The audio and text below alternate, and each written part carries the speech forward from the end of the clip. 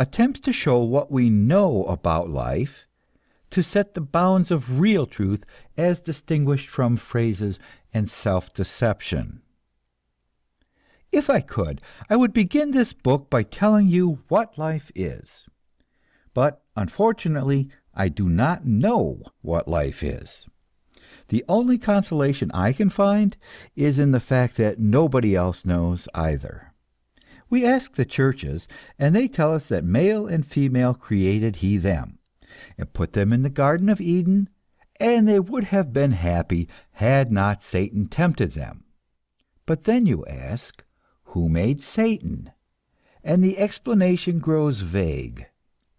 You ask, if God made Satan and knew what Satan was going to do, is it not the same as if God did it Himself?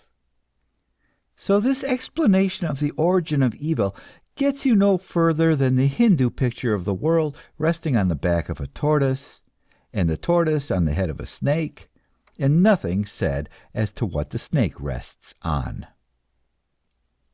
Let us go to the scientist. I know a certain physiologist, perhaps the greatest in the world, and his energy manifesting themselves as matter.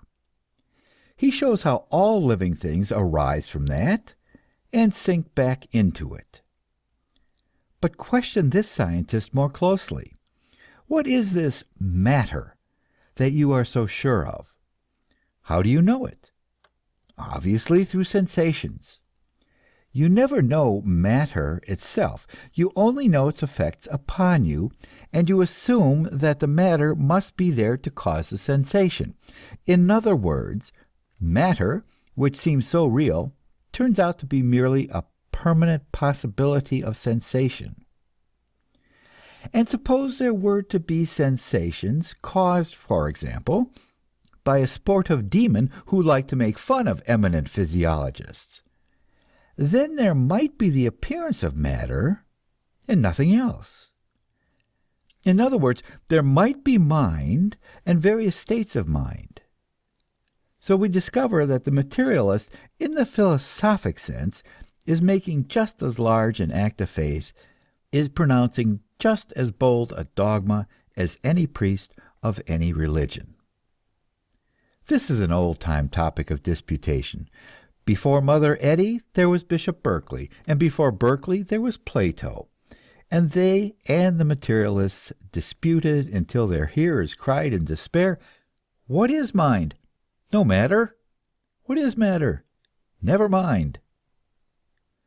But a century or two ago, in a town of Prussia, there lived a little dried-up professor of philosophy, who sat himself down in his room and fixed his eyes on a church steeple outside the window, and for years on end devoted himself to examining the tools of thought with which the human mind is provided, and deciding just what work and how much of it they are fitted to do.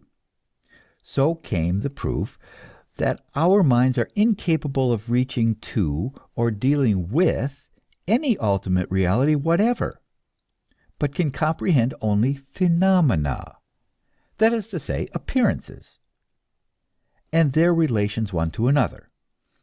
The Königsberg professor proved this once for all time, setting forth 4 propositions about ultimate reality, and proving them by exact and irrefutable logic, and then proving by equally exact and irrefutable logic their precise opposites and contraries.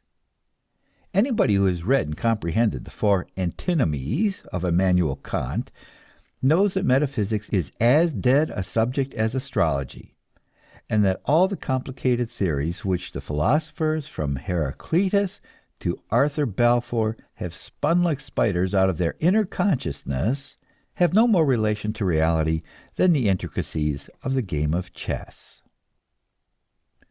The writer is sorry to make this statement because he spent a lot of time reading these philosophers and acquainting himself with their subtle theories.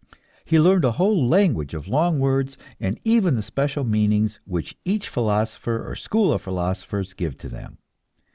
When he had got through, he had learned, so far as metaphysics is concerned, absolutely nothing. and had merely the job of clearing out of his mind great masses of verbal cobwebs. It was not even good intellectual training. The metaphysical method of thought is a trap. The person who thinks in absolutes and ultimates is led to believe that he has come to conclusions about reality, when, as a matter of fact, he has merely proved what he already wants to believe. If he had wanted to believe the opposite, he could have proven that exactly as well, as his opponents will at once demonstrate. If you multiply 2 feet by 2 feet, the result represents a plane surface, or a figure of 2 dimensions.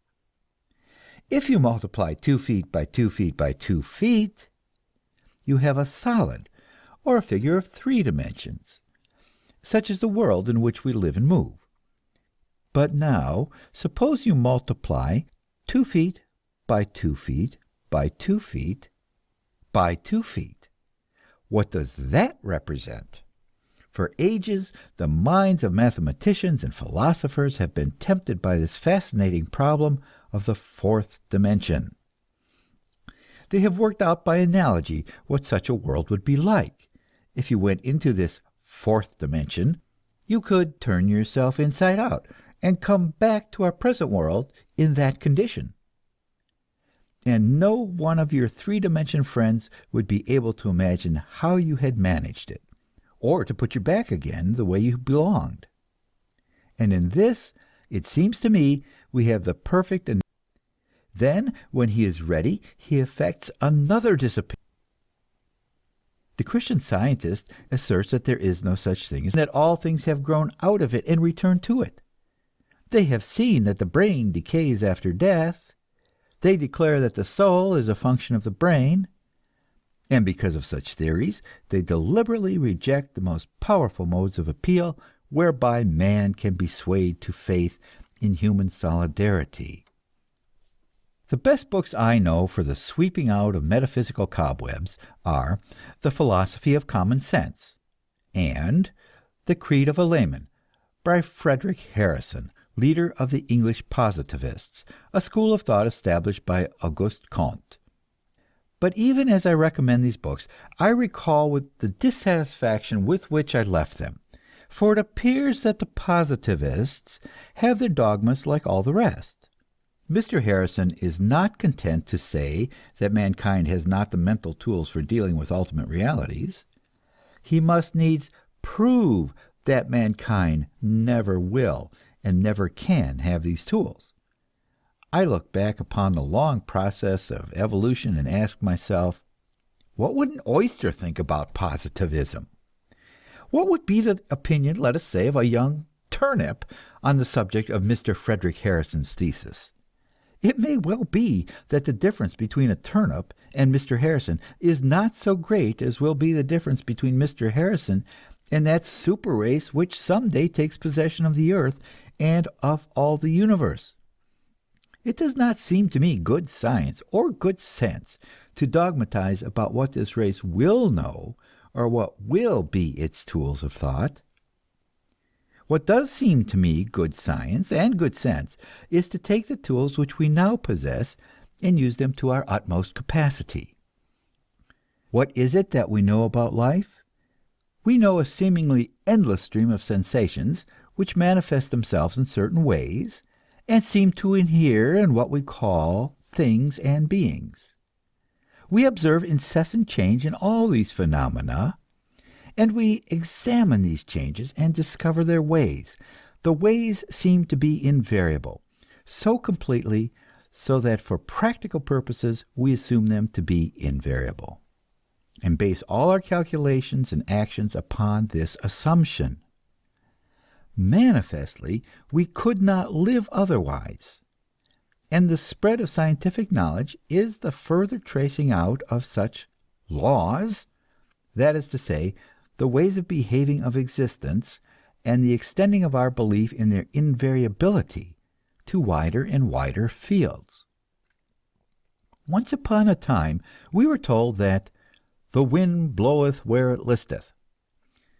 But now we are quite certain that there are causes for the blowing of the wind, and when our researches have been carried far enough, we shall be able to account for and to predict every smallest breath of air. Once we were told that dreams came from a supernatural world, but now we are beginning to analyze the dreams and to explain what they come from and what they mean.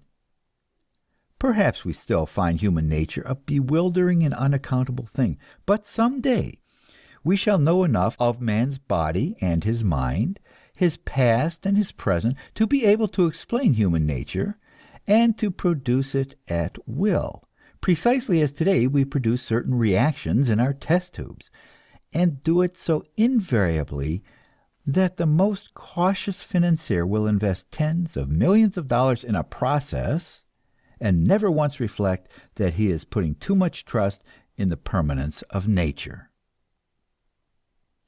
In many departments of thought, great specialists are now working, experimenting, and observing by the methods of science.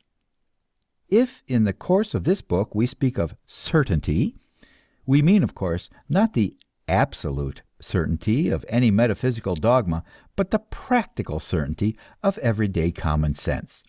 The certainty we feel that eating food will satisfy our hunger, and that tomorrow, as today, 2 and 2 will continue to make 4. End of chapter 1. Chapter 2. The nature of faith.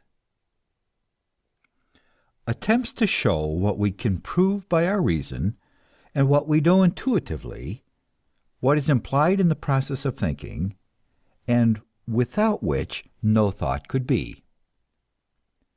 The primary fact that we know about life is growth.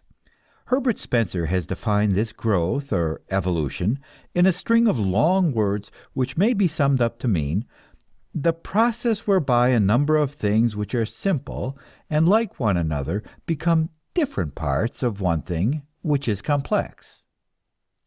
If we observe this process in ourselves and the symptoms of it in others, we discover that when it is proceeding successfully, it is accompanied by a sensation of satisfaction, which we call happiness or pleasure. Also, that when it is thwarted or repressed, it is accompanied by a different sensation, which we call pain. Subtle metaphysicians, both inside the churches and out, have set themselves to the task of proving that there must be some other object of life than the continuance of these sensations of pleasure which accompany successful growth. They have proven to their own satisfaction that morality will collapse and human progress come to an end unless we can find some other motive, something more permanent and more stimulating, something higher, as they phrase it. All I can say is that I gave reverent attention to the arguments of these moralists and theologians, and that for many years I believed their doctrines.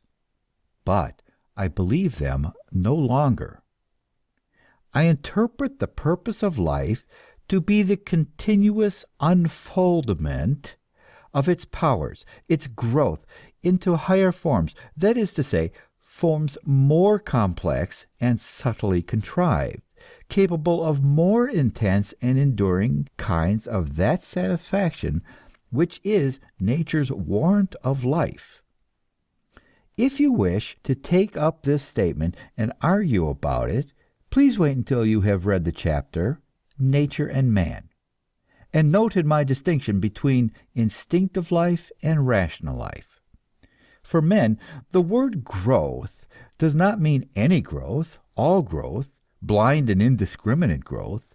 It does not mean growth for the tubercle bacillus, nor growth for the Anopheles mosquito, nor growth for the housefly, the spider, and the louse.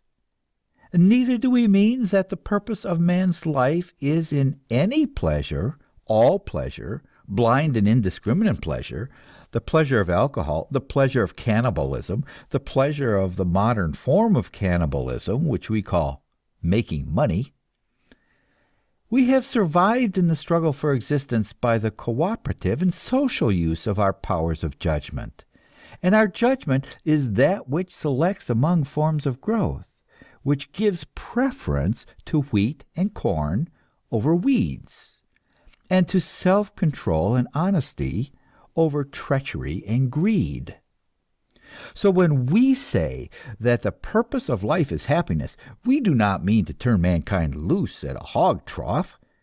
We mean that our duty as thinkers is to watch life, to test it, to pick and choose among the many forms it offers, and to say, this kind of growth is more permanent and full of promise.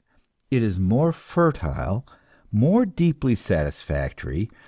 Therefore we choose this and sanction the kind of pleasure which it brings. Other kinds we decide are temporary and elusive. Therefore we put in jail anyone who sells alcoholic drink, and we refuse to invite to our home people who are lewd, and someday we shall not permit our children to attend moving picture shows in which the modern form of cannibalism is glorified. The reader, no doubt, has been taught a distinction between science and faith. He is saying now, you believe that everything is to be determined by human reason. You reject all faith? I answer, no. I am not rejecting faith. I am merely refusing to apply it to objects with which it has nothing to do. You do not take it as a matter of faith that a package of sugar weighs a pound. You put it on the scales and find out. In other words, you make it a matter of experiment. But all the creeds of all the religious sects are full of pronouncements which are no more matters of faith than the question of the weighing of sugar. Is pork a wholesome article of food, or is it not? All Christians will readily acknowledge that this is a matter to be determined by the microscope and other devices of experimental science. But then, just who proves that life is nothing but a tropism, and can be produced by mixing, this friend is burning up with the certainty that knowledge can be spread, nevertheless, the seeds of grass are spread, and the chickens make food for philosophers, and the great process of life continues to manifest its faith. In the end, the life process produces man, who, as we shall presently see, takes it up and judges it, and makes it over to suit himself. You will note from this that I am what is called an optimist, whereas some of the great philosophers of the world have called themselves pessimists.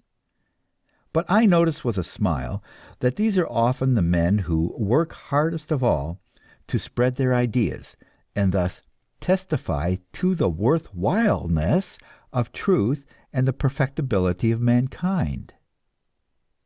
There has come to be a saying among settlement workers and physicians, who are familiar with poverty and its effects, and optimists, happiness, and gives abundant evidence of that fact. All healthy life is satisfactory to itself.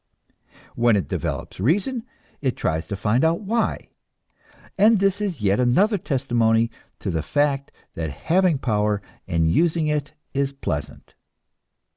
When I was in college, the professor would propound the old question, would you rather be a happy pig or an unhappy philosopher? My answer always was, I would rather be a happy philosopher. The professor replied, perhaps that is not possible. But I said, I will prove that it is. End of chapter 2.